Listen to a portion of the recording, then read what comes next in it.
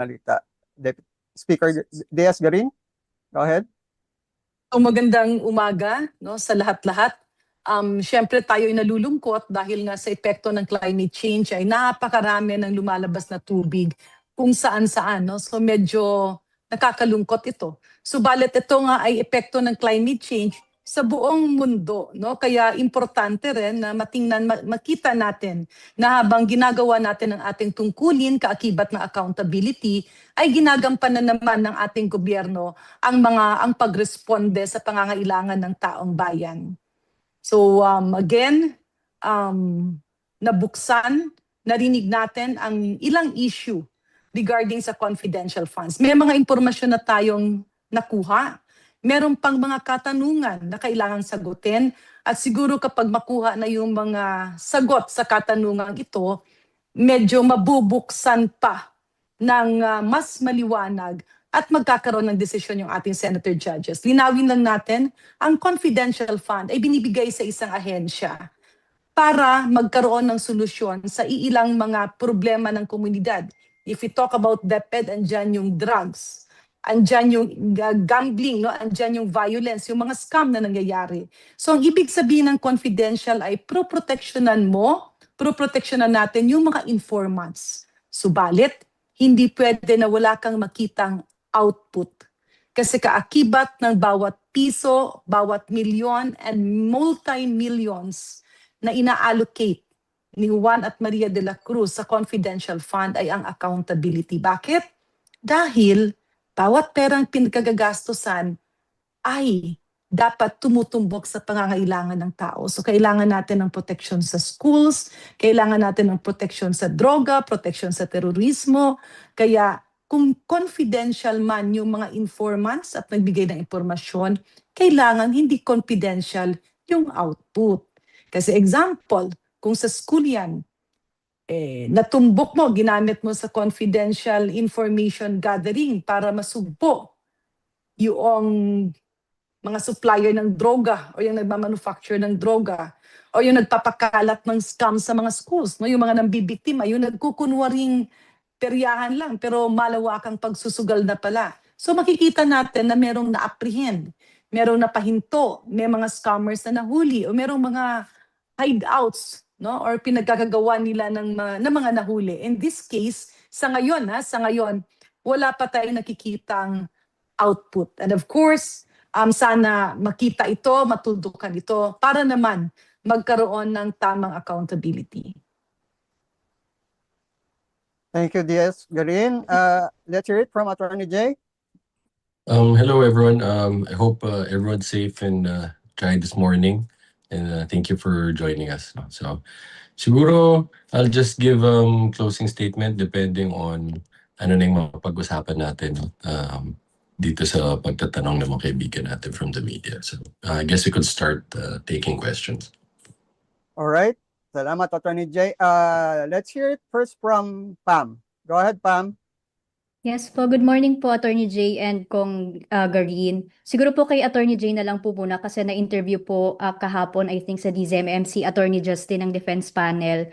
In-explain niya po doon yung sa pagtanggi nga ng defense doon sa pag-stipulate po ng impeachment documents. Ang sinabi niya po kasi it's a matter of availability ng mga lawyers kasi nga 16 members lang po sila. And sabi din po ni Attorney Justin, yung suggestion din daw po kasi ng PROSEC at yung presiding officer ay binigay lang din Wednesday last week. Kaya kumbaga, yun lang din po yung na date na napili po ng defense which is August 14. Yes. Isipin natin, alalahanin natin una, ano bang purpose nitong utos, no? It's actually a directive, no, from the presiding officer, no, to both parties, no, para nga mapabilis yung paglilitis, no, mapabilis specifically yung pag-identify ng mga libo-libong documents, no, which are the liquidation reports. Ang sabi niya, sinabihan niya mga parties na mag-meet kayo before the clerk of court, no? At ang purpose nito bago dapat ito, no, sa hearing na naka-schedule today, no, para mapagkumpara na yung dokumento namin pareho since common exhibits naman yan, no, para mas mapabilis sana. Para pag dumating si Silene, no, pag tinawag siya ulit for the continuation of her direct examination, hindi na kailangang isa-isahin yung mga dokumento pa. If you remember, sabi nga ni Attorney Kapunan, sige, kung meron kayong doubts, no, dito sa copies ng mga documents namin, which actually came from you, OVP and DepEd ang nag-submit nito sa COA. But if for some reason, no, are you claiming that the COA tampered with the documents after you submitted it to them? Sabi niya, para wala ng issue, maybe we can even use your own documents. Siguro naman you want question the authenticity of your own documents, no? And they answer in the affirmative. So in order to do their own documents, we need to first compare our documents with theirs, no? Pag nakita na namin walang problema, pareho dokumento, then kung hindi pa rin sila mag-stipulate na gamitin ang dokumento namin, gamitin namin dokumento nila. So now, which brings us to their answer, no? I'm glad that they admitted that. No, nang we've been trying to reach out to them para ma-schedule na nga to as directed by the presiding officer. Unfortunately, ang sagot sa amin, August 14. No, what purpose will that serve? Dahil today nga naka-schedule dapat yan. No, yes, sinabihan na Wednesday, we had more than enough time, no, to schedule it last Thursday or Friday. No, kung weekend sila, baka napakiusapan pa namin ng Senate Clerk of Court staff, no, na ma-accommodate kami tulad nung dun sa pre-trial, we were making that request kung kailangan, no.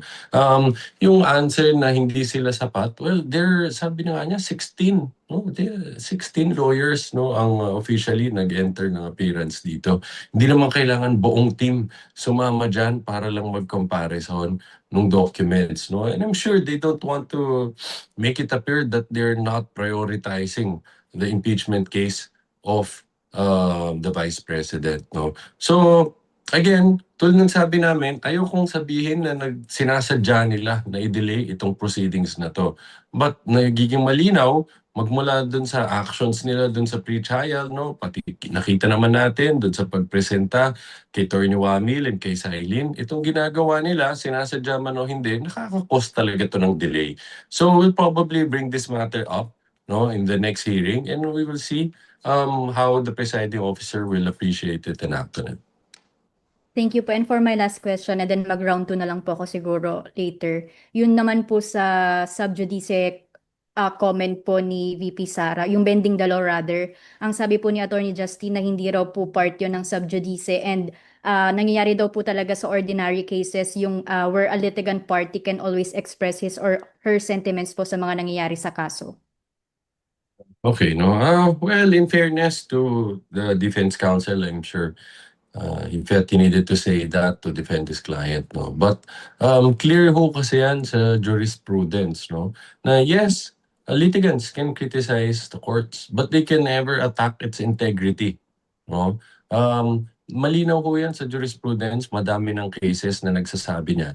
If a litigant attacks the integrity of the court, that actually constitutes not just violation of the sub judice rule, but even an act that's considered as a contempt of court, no, or contemptuous. So, dahil ang rules nga dyan, if you say something that attacks the integrity of the court, that is very dangerous, no, especially in this case of this kind of case of this magnitude, no, kasi nga it will it may destroy the people's confidence in the impeachment proceedings, no. It could cause a prejudgment. Pwedeng maisip na, no, ng mga kababayan natin dahil nagkakaroon ng pagbabali ng batas dito sa paglilitis na ito. Kung ano man ang maging desisyon ng impeachment court, sa dulo, ang dating na dun sa kanyang mga sa ating mga ibang kababayan, no, lalo na dun sa mga tao na maaring naniwala sa statement niya na marred daw by bending the law itong proceedings na to, ay hindi nakabatay ang desisyon na yan sa ebidensya, no, at mukhang maraming naging irregularidad na nangyari sa paglilitis, kaya nagkaroon ng paghahatol na if ever may be adverse to her, no. So again, I don't want to preempt, no, the presiding officers and the impeachment court's decision on this matter, but just directly responding to that point, no? On whether or not, this is a factual question, tama ba yun? Pwede ba talaga ang litigants just freely criticize courts, no? Definitely, that is not aligned with what has been established under the jurisprudence. But just the same, hayaan natin ang meron namang authority dyan, no? Para suriin yan at timbangin yan at magkaroon ng desisyon if it constitutes contemptuous conduct in a violation of the sub judice rule, presiding officer and ultimately the impeachment court as a whole. So we will leave it to the sound discretion. Thank you po, Attorney Jay. Thank you po, Sir Roy. Yes, Garin, you have something to say about that? Nasabi na ni Attorney Tolosa. No? So again, mas maganda sanang wala ng delays. Alam nyo, pag may katanungan, saan ba napunta ang pera ng taong bayan? Saan ba ito ginastos? Importanteng masagot yan. At kapag nasasagot yan ng isang opisina o ng isang opisyal, yan po ay magandang maipakita sa publiko. Pero kapag inaayawan natin at pilit natin nililihis o kung ayaw nating sagutin at hinahanapan natin ng maraming teknikalidad, tila mapagkakamala na may tinatago. So again, maganda sanang mapag-usapan ito para yung mga alam na natin, andyan na yan. Yung mga katanungan na wala pang sagot ay masagot. Salamat po, DS Garin. Now we'll hear the question from Earl. Good morning po, DS Garin. Earl po, IBC News. Hi, Earl. Hi, ma'am. Ma'am, good morning. Question lang po kasi alam naman natin malakas pa rin yung pagbayo ng ulan po ngayon. Pa-update lang po kami. Kumusta po yung coordination sa House of Representatives pag mga ganitong oras at gaano po kahanda yung Kamara na tugunan yung pangangailangan po ng ating mga kababayan? For the past several days, hindi lang po ngayon, no, tuloy-tuloy ang coordination ni Speaker Bogie D at ni Majority Leader Sandro Marcos. No, kaakibat ng oversight powers ng Kongreso ay nakipag-ugnayan ito sa iilang ahensya, yung Office of Civil Defense. At lalong-lalo na sa dalawang napaka-importanteng ahensya, ang Department of Social Welfare and Development at ang Department of Health. Ang DSWD, congratulations kay Secretary Rex at ang DSWD family. Talagang maganda na ang kanilang prepositioning. Wala lamang sa regional offices yung kanilang mga food packs, hygiene kits at family kits, pero ito ay nakalodge na sa maraming mga bayan-bayan. Kaya nga, ngayon nakikita natin, immediately after humupa yung ulan, maski mga baha pa, patuloy ang pag-distribute ng food packs, lalong-lalo na sa evacuation centers. And ongoing pa yan. So nakatutok rin doon ang liderato ng Kongreso kasi ang sabi nga ni Speaker Bogie D at ni Majority Leader Sandro Marcos, para makita namin papasok ang budget season, kung ano ba yung kailangan, saan mag-augment at paano mas maging efficient. On the part of DOH naman sa ating mga kababayan, huwag kalimutang uminom ng doxycycline, 2 tableta kapag ikaw ay na-expose sa baha, no, at walang sugat. Huwag mag-atubili kasi once pumasok na ang sintomas ng leptospirosis, nakakamatay yan, pwede siyang maging irreversible. So prevention is better than cure. Pero kapag ikaw naman ay may sugat, no, or nakalunok ka kasi napilitan kang lumangoy sa baha, iinom ka ng doxycycline, 2 tableta sa loob ng 3 araw. Dapat ba simulan mong uminom within 24 to 72 hours simula nang ikaw ay na-expose sa baha? Paalala sa lahat, no? Kasi natawagan ni Majority Leader Sandro Marcos and the Speaker Bogie D, talagang naisigurado na naka-preposition or ibig sabihin available ang doxycycline tablets sa mga regional offices ng DOH at naipababa ito sa mga ibang munisipyo. So kung meron tayong mga kababayan dyan na wala pang access sa doxycycline, i-text or i-message nyo lang ang Kongreso para matulungan kayong mailink. Pero again, available yan, walang bayad at dapat inumin agad-agad. Doon naman sa evacuation centers ay andyan dyan yung mga jerrycans or lalagyan ng tubig. Paalala sa lahat, hindi lamang po yan lalagyan ng tubig. Sinigurado rin at sang-ayon sa budget na inibigay ng Kongreso at liderato ng ating pamahalaan, merong kasamang aqua tubs. So paglagay nyo ng tubig, dapat lagyan ng 2 tabletas ng aqua tubs. Libre rin yan. Pinuprovide yan ng Department of Health para maging sterile or malinis ang tubig at pwedeng inumin. Pagkalagay ng tabletas, maghintay ng 30 minuto, 30 minutes para maging epektibo na at safe ang pag-inom ng tubig. In the next coming days, syempre, yung ating executive offices ay magkakaroon naman yan ng mga advisories. But on the part of Congress, patuloy na minumonitor kung saan ang pangangailangan, ano yung mga immediate needs at paano ito matugunan using our oversight powers. Thank you so much po, DS. Thank Yun lang you po. po. Thank you. Okay, after Earl, pakinggan po naman natin si Agatha. Go ahead, Agatha. Good morning po, Agatha Gregorio po from ABS-CBN News. For Attorney J po, regarding lang po yung seeming delay nga po dun sa stipulation of documents sa trial, you previously said you would clarify the matter with Senator Escudero to let him know the prosecution isn't the cause of the alleged delay. Nabanggit nyo nga rin po kanina na gusto nyo po to pag-usapan. Pero have you spoken to the presiding officer about this or sa trial na po? Well, we were supposed to do it during the hearing today, but since it got canceled, so we'll probably raise it tomorrow. Yeah, to be fair, it would be better if we do it in open court, since after all, that directive was given by the presiding officer during the hearing itself. It was done in open court, so we'll raise it in open court as well.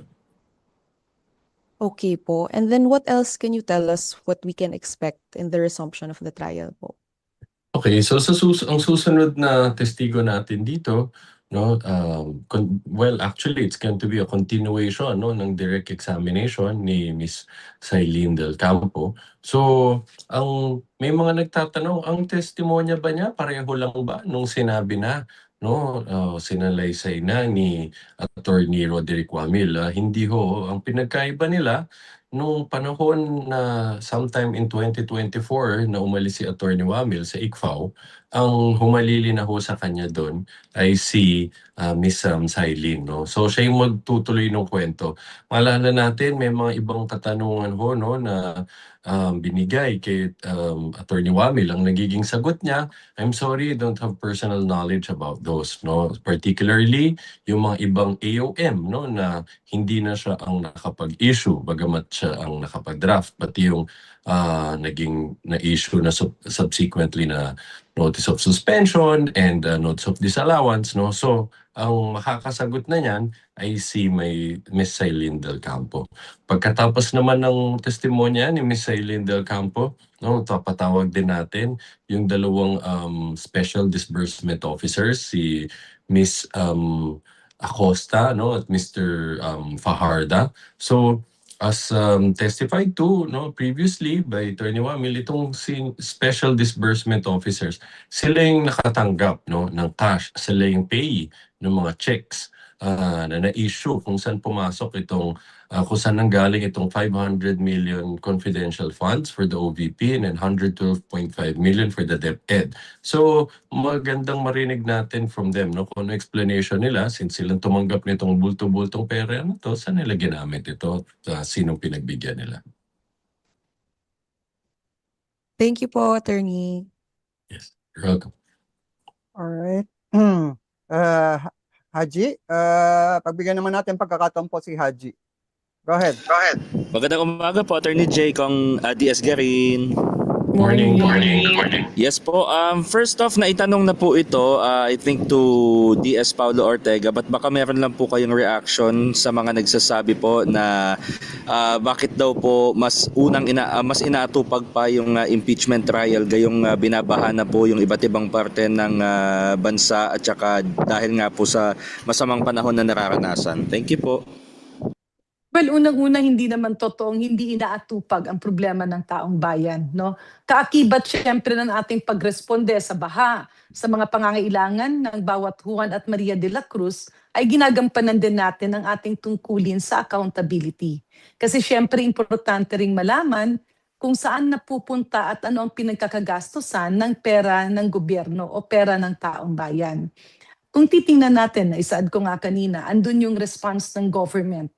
Yung mga posteng natumba ay agad-agad na inaayos ng ating mga DUs. Nakita naman natin yung mga landslide kasi ako nanggaling ako sa distrito kaagad nag-clearing ng mga daan, no? At marami rin kasi ang naitulong ng magagandang flood control projects, lalo na yung mga na-implement the past, no, the recent years.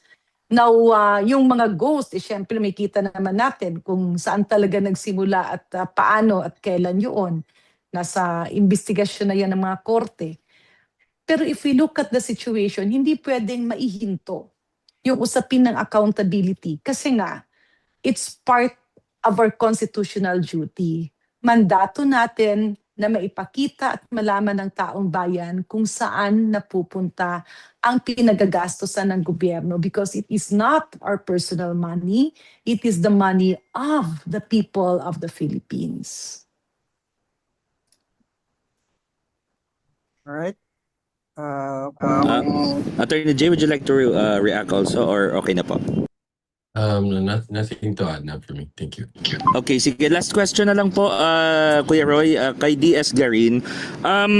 Nabanggit niyo na po kanina yung tungkol sa oversight powers po ng Kongreso. Personally, kung kayo po tatanungin sa mga nakita niyo po, sa mga na-inspect niyo po or na-ikutan, ano pa po kaya pa sa palagay ninyo yung po pwede nating ma-augment pagdating ng budget season? Of course, we don't want to preempt kung ano man po yung instruction ng House leadership. But you personally, meron po ba kayo mga nakikitang dapat sigurong i-improve or buhusan ng pondo pagdating ng budget season? Thank you po. Alam mo yung quick response fund ng bawat ahensya, napaka-importante nun.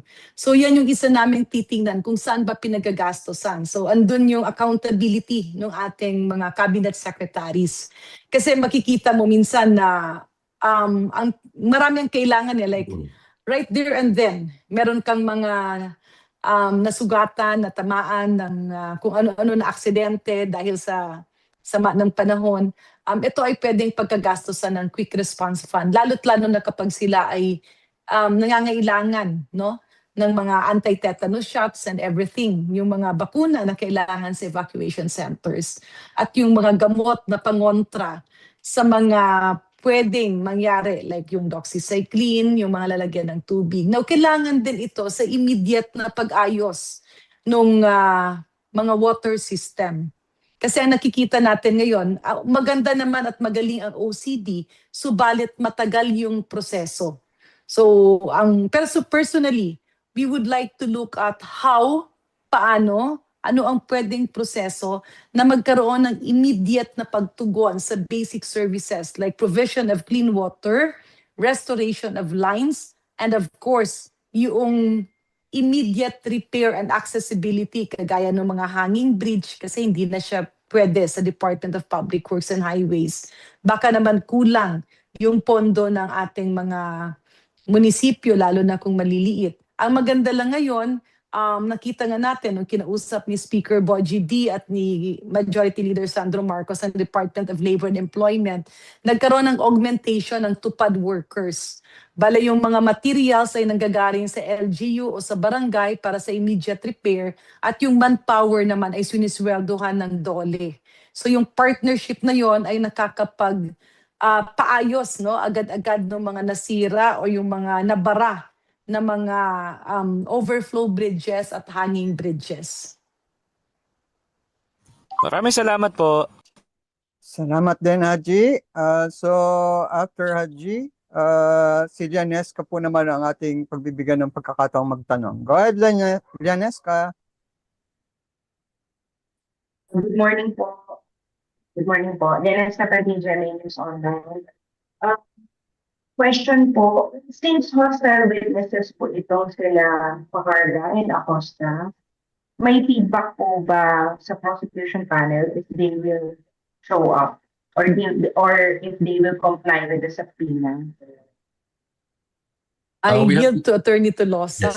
Yes. Hi, Lanessa. We have not received any word from them as to whether or not they will appear in court. But syempre, kung hindi nila susundan ang na-issue na subpoena na impeachment court, then we'll avail of the appropriate remedies under the law para masigurado na makompel sila to attend and testify.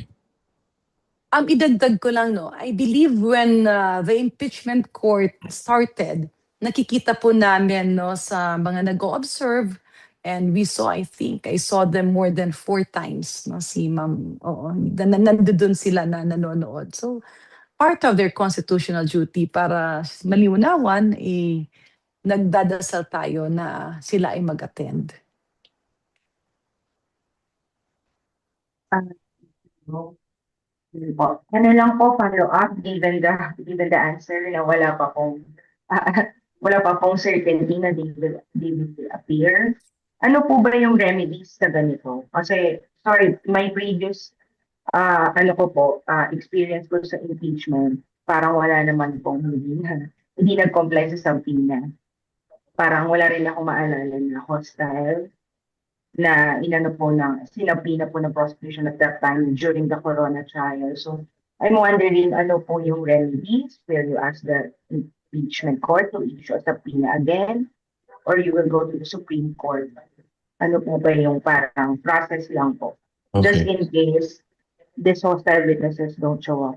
Yes. Well, first of all, we're hoping that they'll just follow the directive to appear before the impeachment court para hindi na magkaroon ng problema. But in case they won't do that, then ang susunod dyan, you'll probably ask the court to issue a show cause order to these people para mabigyan sila ng pagkakataon to explain, ipaliwanag nila bakit hindi sila umarap. At kapag hindi sila nakapagbigay ng sufficient justification, the court would probably issue or cite them in contempt, to compel their attendance. So those are the some of the remedies that will be available to us in case they want to appear.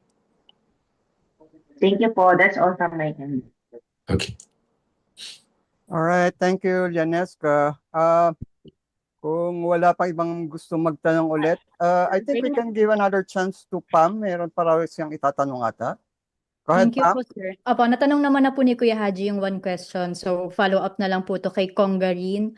Kasi sinabi po kanina din ni Kong Pao na yung 5 million peso na online campaign about doon sa misleading post about po doon sa province or district niya ay correlated daw po sa impeachment. Ang sinasabi niya po kasi, yung mga part daw po ng impeachment team, parang same daw po nangyari. Do you share the same observation lang po, Kong, na meron din pong pagta-target sa inyo, at least sa mga social media accounts nyo po with regards po sa pagpapakalat po ng fake news or misleading news? Yes, nakikita naman natin na kung sino yung active, hindi lamang dun sa impeachment, kundi dun sa mga programa ng administrasyon, ay nagkakaroon ng bashing. At hindi lang yung bashing, ang mas nakakatakot ay yung fake news. Kasi yung mga ina-attach na kunyari bumaha o ganito na parang hirap na hirap yung mga tao at lumalangoy. Yung iba are pictures from years ago. Ang iba naman ay hindi naman sa Pilipinas. Totoo na merong mga pagbaha sa iilang mga lugar. Kasama na yung distrito ko, dito sa may Northern Luzon, kasama rin yan. Central Luzon, kasama rin yan. Dahil nga na umaapaw yung tubig galing sa mga ilog at sa dagat papunta sa lupa. And that is not only in the Philippines, buong mundo yan. At ang tinututukan natin ngayon ay ang pagresponde. Subalit, nagugulat yung iba, lalo na yung mga nasa Visayas at Mindanao, kasi iba ang nakikita nilang picture. So there's really a coordinated, systematic, well-funded targeting not only the prosecutors, including the spokesperson, and other figures who are behind the campaign for accountability and a clean governance under the current administration. So ang panawagan lang natin sa taong bayan, huwag magpadala sa peking balita. Huwag rin magpadala sa mga peking medical information and what we call infodemics, kasi kaakibat ng kanilang paglilihis at kaakibat ng kanilang papadivert, Kung sa Bisaya pa, ayaw ta pagtuo-tuo, kay ayaw po ta pagpailad, hindi kita magpainto, kung sa Ilonggo, because that is actually injustice to the Filipino people. Kaya napakalaking insulto na gagamitin natin ang fake social media posting, fake information, fake news, not because we want to help the country, but just because we want to put down an administration that is delivering for its people. Thank you po, Kong. Thank you po, Sir Roy. Thank you. Maraming salamat. Pagbigyan po naman natin ng pagkakataon si Isa. Go ahead. Magandang umaga po, Deputy Speaker Garin and Attorney Jay Tolosa. Isang question lang po, no? Follow up lang din po kay Pam tsaka doon sa question ni Haji kanina. Ngayon nga po na binabagyo, maraming mga lugar na binabaha po sa bansa. Do you think po na at least for this week, wala po munang impeachment trial to give way po sa pag-respond po sa mga nasalanta po ng calamity? Or sa palagay niyo po, dapat tuloy-tuloy pa rin po itong impeachment trial? Thank you po. Attorney Tolosa, and then I'll follow Yeah. up. Well, that decision, no, we leave it to the discretion of the Senate President, no, dahil siya naman ho nag-make ng determination kung dapat bang magtuloy, no, ang hearings natin, no, just like the decision that he announced this morning. But tingin namin, yes, kailangan talaga din tugunan, no, yung mga pangangailangan ng mga kababayan natin, no, dahil na dinala nitong bagyo na to, pananamantala ng bagyo. Pero napaka-importante din kasi, no, nung pinag-uusapan natin dito sa impeachment proceedings na to, no, dahil nga pinag-uusapan natin dito pananagutan, no, ng pangalawang pinakamataas na public servant, no, na official ng ating gobyerno, at napaka-importante at napakabibigat ng mga charges sa kanya dito, no. Again, alam na natin lahat yan by now, unexplained wealth amounting to 6.7 billion pesos. Ngayon, yung pinag-uusapan natin, kalahating bilyon ng confidential funds, OVP, 112.5 million sa DepEd. So, dapat din, we should not lose focus on these impeachment proceedings dahil mabigat din yung implications, no, sa case na to. So, but again, we will leave it to discretion of the Senate President, no? Kung sa tingin niya, depending on the circumstances, I'm sure on a day-to-day basis, tinitignan niya, no, kung dapat mang magtuloy yung hearing or tulad ngayon, hindi muna, dapat ay pagpaliban muna.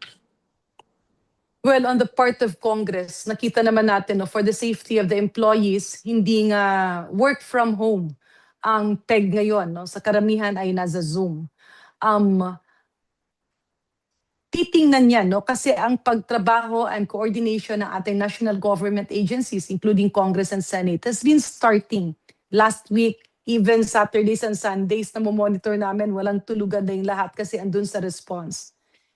Depende yan sa makikita ng liderato ng Kongreso at ng Senado na kung nakayanan na naman, no, yung preparations, kasi hindi naman sila yung actual na nasa grounds, kundi meron naman tayo ng mga sangay ng gobyerno na gumagawa niyan.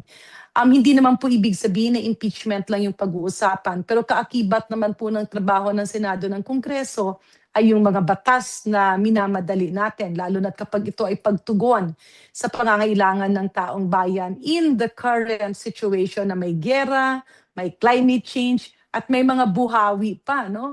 First time na nakikita ko, may mga buhawing nangyayari. At hindi naman pwedeng huminto ang trabaho on accountability. So, if you can see, kayang-kaya pag-multitask, and if the leaders can say that preparations have been done and actual work and response has already commenced at may pagpapatuloy yan, pwede namang pagsabayin. Kung kaya, kakayanin yan. Kasi hindi tayo pwedeng pumili ng trabaho. Maraming salamat po. Alright, thank you, Thank you. Isa. Thank you, DS Green. Now, we recognize po naman si Marian. Go ahead, Marian. Hi, good morning po. Yes, Garin, I'm not sure if natanong na po specifically, no? I understand tomorrow na po i-submit yung NEP.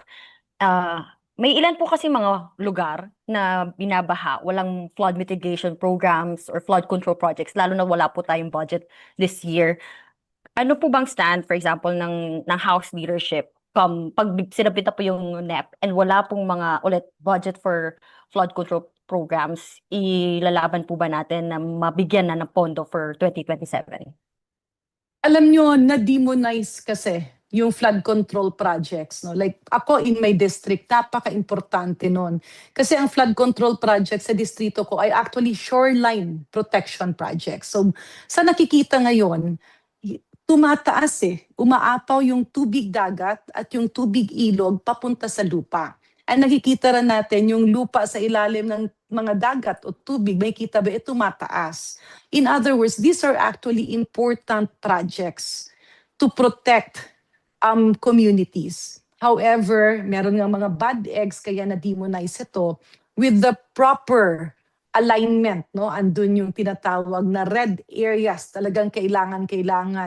And with the proper watchdogs, kailangan talaga siyang mabalik kasi yung ibang mga poblasyon, tingnan na lang natin, example dyan sa Pampanga, Bulacan, may mga lugar talagang bahain. At aware na yung tao na buksan ang isip ng lahat, kailangan ito bantayan, but it does not mean to say na ihihinto natin.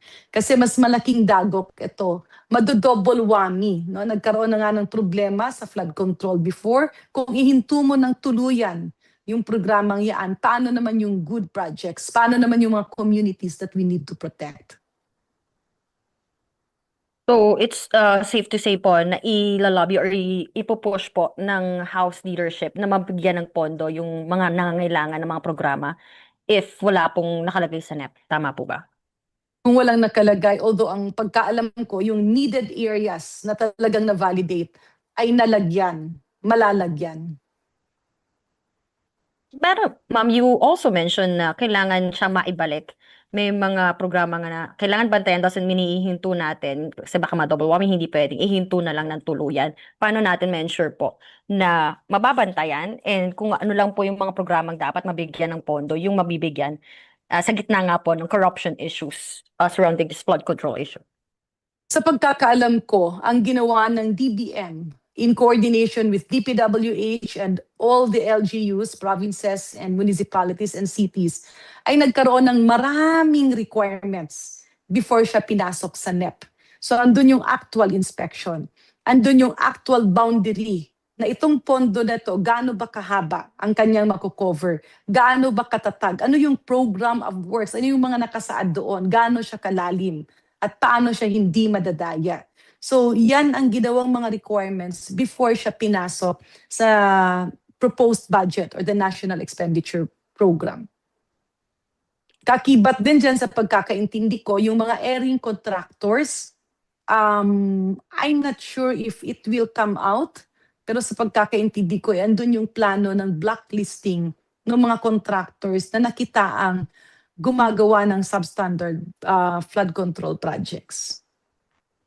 Sorry, last na lang, ma'am. I just want you to elaborate lang. Meron pong programa sa inyo na hindi rin nabigyan ng pondo or yun nga, para sa flood control. Pero labis na naapektuhan this dahil po dito sa mga pag-ulan na to. Meron ba kayong gano'n? Meron, no, marami. Kasi yung buong distrito ko, coastal na kasi yan eh. Ang napansin namin, dati yung dagat malayo. Pag may high tide, lumalapit. Ngayon, malapit na yung dagat. Pag mag-high tide o kung habagat, ay talagang naapektuhan yung mga bahay. Pero may mga na-implement naman. Kaya lang yung mga dugtong na sana na proteksyonan na bahay, hindi na proteksyonan. Sige pa. Thank you so much, ma'am. Welcome. Thank you, Marian. May katanungan din daw po si Tina. Pakinggan natin si Tina. Go ahead, kapatid. Good morning po, DS. On the budget pa rin po and flood control funding, nabanggit nyo kasi may mga measures ng ipinatutupad against corruption before maisama sa NEP yung mga projects na popondohan. Sa side po ng House, meron po ba kayong gagawing measures to ensure na kung magkakaroon man ng insertions, magko-comply pa rin doon sa strict requirements o hindi basta-basta magkakaroon ng insertion, and also paano po babantayan yung implementation ng project later on? Definitely, no, magkakaroon yan ng parameters. Naiintindihan ko yung iba na kakaroon ng bahid, no, ng mali siya yung tawag na insertion. Subalit, meron kasing tinatawag na errata, no, yung mga babaguhin mo dahil yung sa priorities, no. Kunyari ngayon, pasunod-sunod yung habagat, pasunod-sunod yung bagyo. May mga projects na ang ganda-ganda na at protektado, pero naiba at kailangan siya ng priority. Kagaya yung mga lumihis na ilog, marami yan eh. Yung mga nag-collapse na areas, yung mga grabing landslide, Kailangan rin yan. So ito yung mga bagay na pwedeng maging errata na yung existing na project na nasa NEP ay pwede mong ilipat doon sa mas prioridad based on the current times. So ando doon naman yung justification. Of course, we leave it to the leadership of the House and the leadership of the Committee on Appropriations. Subalit, naiintindihan ko marami ang ipaglalaban ng tweaking ng mga errata papunta sa pangangailangan, lalo na itong mga nangyaring pagbabago-bago ng klima. Pero ma'am, this early, maa-assure niyo po ba yung public na hindi na mauulit yung flood control anomaly before kung magkakaroon man ng flood control funding in the 2027 budget? Definitely, no? Siyempre may mga nakulong, may mga nakasuhan. Ang hindi kasi agad na nakita dahil nangyari na ito even before the BBM administration. Yun ang nakita namin dito sa mga nangyayari, no? So, yung mga bentahan ng projects, yun yung malaking bagay na talagang nawala. And that will also redound back to quality projects. Kasi hindi naman dapat commodity na binibenta ang programa ng gobyerno. No? I believe yung kumpas ng presidente, yung kanyang mga statements na paulit-ulit na sinasabi na ang boss niya ay ang taong bayan are very strong words coupled with the safeguards that have been embedded by the Department of Public Works and Highways and the Department of Budget and Management. Those will all deter a repeat of what happened in the past.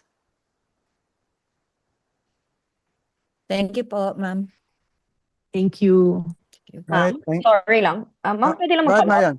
Ma'am, meron kayong bill, di ba, na nakasalang pa ngayon, nakabinbin pa yung hanggang 4th degree of consanguinity, bawal sumali sa mga government contracts, yung mga kaanak ng mga government officials. Tama po ba? Ano pong plano pa natin dito?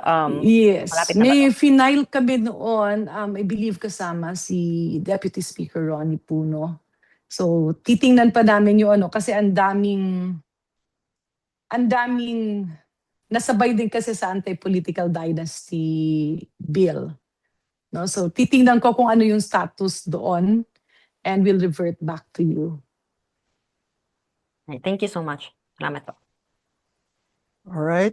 Anti-contractor bill ata yun. Yun. Anyway, kung mukha pong wala nang mga katanungan natin mga kapatid sa media, pero siyempre, sabi nga ni Attorney Jay kanina, gusto niya magbigay ng panghuling pananalita. So pagbigyan po natin ang ating mga panauhin, si Attorney Jay at si DS Garin. Go ahead po. Okay, no. For me, I just can't overemphasize the importance of yung naging statement na bending the law dito sa impeachment proceedings. So, first, we would recall sometime on July 14, 2026, the Vice President made very strong statements against the defense. Sinabi niya dito, among others, that the complaint is not supported by evidence. In fact, she even made serious accusations against the defense. Sinabi niya dito that the defense fabricated evidence to support claims against her. Sinabi din niya dito, impeachment proceedings should not be based on manufactured narratives. Now, mukhang she went even further, not just attacking the defense. Again, yung unang statements niya na yun, whether or not they constitute a violation of the sub judice rule, since they go into the merits of the case, saying that we don't have evidence, we just fabricated evidence, we leave that determination to the sound discretion of the presiding officer. But ang malinaw, pagkatapos na itong attack against the defense, ang ginawa naman niya ngayon is attack against the impeachment proceedings, the institution of the Senate sitting as an impeachment court, And ultimately, of course, the presiding officer, since he's the one who's responsible for the conduct of the proceedings, no? Maliwanag yung sinabi niya, no? Sabi niya, puno naman ng bending the law dyan, no? Magmula dun sa proceedings sa House of Representatives, pati yung dun sa, sabi niya, yung dalawa ang nakaupo dyan sa rostrum na yan. So, di ba, yung proceedings against the HOR, kung anong mga questions nila doon, these were junked already, no? Nung dinasura ng Supreme Court yung 2 cases issued to question precisely those matters, no? We saw that in the decision of the Supreme Court last week. So, pati naman hoy doon sa question, doon sa kino-question pala hanggang patuloy hanggang ngayon, no? Yung pagtalaga ni Senator Chis Escudero as presiding officer, that is a matter, internal matter that was already decided by the Senate, members of the Senate, and we must respect it, no? At itong statement na to, sabi nga niya, no, na hindi na kailangang guluhin ng impeachment dahil magulo na siya sa bending the law. Again, it is very concerning, no? Nakakabahala ho yan. We cannot just accept those kind of statements na parang treat them as harmless rhetoric, no? Or hindi ho, no? Dahil nga it's attack, no, against the proceedings. And nakita naman natin, kasi it gives the implication, madaming paglabas ng batas o regularidad na nangyari dito sa impeachment proceedings, no? At ang implication, hinayaan ng presiding officer, again, as we've stated last week, we think that's uncalled for. We think that's no basis, no? Makita naman natin, hindi naman lahat ng naging desisyon ng presiding officer sa kasong ito ay paborable sa prosecution, no? But just the same, we've always maintained that we think the presiding officer has been has always acted with fairness, no, and impartiality, no, and without bias in favor or against any of the parties. So, pati naman ang defense team niya, pag tinatanong sila, yun din naman ang sinasabi, wala naman silang complaints with how the case is being handled. They think na fair naman, no? So, both sides and presiding officer. So, where is this now coming from? Saying na mayroong marred by bending the law proceedings na to. So, again, we leave it to the presiding officer and to the impeachment court as a whole, no? How they'll appreciate it and deal with it. But, ito'y nakakabahala dahil alam naman natin madami na din tayong kababayan. Pag marinig yan, no, might take it as gospel truth at magkaroon na sila ng pagdududa sa proceedings na to. No? Kumbaga magkakaroon na ng prejudgment. No? Baka hindi tanggapin kung anong maging pagpapasya, paghahatol na gagawin dito kapag hindi paborable sa Vice Presidente dahil nga ang dating sa kanila, merong paglabag sa batas na nangyari dito. So, again, no, sana hindi tayo masanay sa ganitong klaseng rhetoric and we'll brush them aside as thinking na that's just on brand or no harmless to because they're not. So yun lamang ako. Maraming salamat. Okay. Gets ko kung bakit nalilito ang publiko or bakit pilit na nililito ang taong bayan. Ang usaping confidential funds, ang confidential dito ay ang mga gumagawa ng bagay para dun sa isang output. Pero hindi pwedeng maging confidential ang nagawa. So uulitin ko, gets ko kung bakit nalilito ang taong bayan. O pilit na nililito ang publiko. Ang confidential funds, pwedeng confidential dyan ang mga gumagawa o ang mga informant. Pero yung kanilang output o yung kanilang nagawa ay hindi pwedeng maging confidential. Napaka-importante kasing pag-usapan saan pupunta ang pera ni Juan at Maria de la Cruz. Sabihin natin kunyari sa isang paaralan or kunyari tayo na lang sa taong bayan, kapag ikaw ay nagbabayad ng kuryente, hindi ba talagang binubusisi mo? O saan ba napupunta itong binabayad natin ng kuryente? O bakit ba ang taas-taas ng systems loss? O bakit ito'y babayaran natin? Hindi naman natin ito ginamit. Yung mga bagay na ganyan. Ito ganito rin sa confidential funds. Nagbigay ng pera, hundreds of millions, ang taong bayan, ang gobyerno. Hindi yan personal na pera. So dapat malaman natin saan siya ginastos. saan siya napunta. Kasi hindi mo siya pwedeng gastusin lang ng walang kahahantungan. Dili siya pwede gastuson o niya walay output, way nahimo. Kung sa school man yan, confidential ang informant, confidential ang nagsabi kung sino ang mga scammers dyan, sino dyan ang nagpapatakbo ng mga sugalan kung meron man sa loob ng schools, sino dyan ang nag-i-incite ng violence sa mga school at nag-i-impluwensya sa kabataan, sino dyan ang nagsusupply at pinagkukunan ng mga droga. Yun ang pwede na confidential. Subalit, kung matumbok mo, ito yung mga nahuli na suppliers, ito yung mga nahuli na manufacturer ng droga. Ito yung mga scam hubs na nambibiktima ng mga estudyante. Ito yung mga utak-utak financer ng gambling na kunyari merong affair or merong event sa school. Yung pala nagpapasugal sa loob. May output. Yan ang mga katanungan na hanggang ngayon ay hindi pa nasasagot at ipinagdarasal natin na sana ay masagot. Ibalik natin sa habagat sa ating mga kababayan, wag na wag kalimutan. Kapag na-expose sa tubig baha, mas kinatalsikan sa mata, ilong o bunganga, uminom ng 2 tabletas ng doxycycline agad-agad within 24 to 72 hours. Pero kung ikaw naman may sugat at medyo marami-rami ang nainom mong nakalunok ikaw ng tubig baha at ikaw ay lumangoy, uminom ng 2 tabletas ng doxycycline araw-araw sa loob ng 3 araw. Ito ay libre galing sa ating gobyerno, galing sa Department of Health. Kung walang stock sa barangay nyo, humingi kayo. Dahil kapag dumating na ang sintomas ng leptospirosis, ay pwede ito maging irreversible. Kung sakasakali namang 1 week from now, 1 to 2 weeks, nakaramdam ng lagnat, panghihina ng katawan, pananakit ng mga muscles, kung sa ato pa, sa mga kusog-kusugan, no? At yung ihi mo ay medyo nagda-dark yung color, agad-agad na magpakonsulta para yung window of reversibility ay maagapan. At ngayon naman, dahil nga marami ang baha, maging maingat tayo sa ating source of water at kung may mga nagtatae ay nagdadayarhiya, ay agad na kumuha ng libreng mga Oresol at liquid replacement sa ating mga health centers.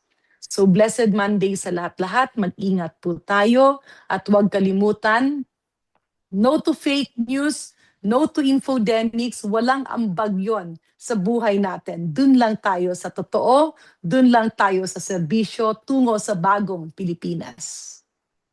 Well said, salamat po nun sa iyong napakahalagang paalala, DS Garin. At syempre, salamat din po kay Attorney J. Tolosa sa pagsama po nila sa atin ngayong araw na ito. Syempre, isang pasalamat din po ang hatid natin sa ating mga kapatid sa media na walang sawang naghahatid ng balita, umulan man o umaraw, bumahaman o hindi. At sa ating mga kababayan po na sumama sa atin sa pagtugaygay sa isyong ito ng impeachment.